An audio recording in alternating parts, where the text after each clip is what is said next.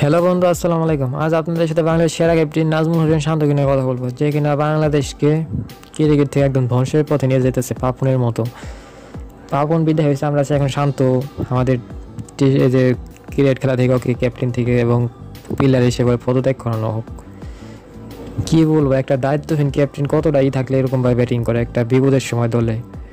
দুইটা তিনটা ইনিংস হয়ে সারলো, দুই টেস্টে কী ব্যাটিং করলো, আসে যায় ড্রেসিং রুমে ফেরা যায়। শেষ 10টা ইনিংসে মাত্র 2টা সেঞ্চুরি আর একটা ইন্ডিয়ার সাথে 67 রান ইনিংস খেলছে। এটা কোনো, তাও 1 বছর আগেকার ঘটনা। এটা কোনো কোন ক্যাপ্টেন এটা এমনি এরকম বাজে ব্যাটিং করে? যদি দলের বিপদের সময় কাজে না আসে যে প্লেয়ার, ওই প্লেয়ার কোনো পদেরই না। সে থাকা না থাকা সমান কথা, যদি বিপদের সময় কাজে না আসে। আমরা চাই ওর পদত্যাগ, সবাই আওয়াজ তোলেন ওর পদত্যাগ চাই। আমরা ক্রিকেটকে আমরা ভালোবাসি, ক্রিকেটকে আমরা বাঙালিরা একদম এর সাথে নিয়ে গেছি। আমরা এরকম খেলা দেখতে চাই না, সব কিছু পরিবর্তন চাই।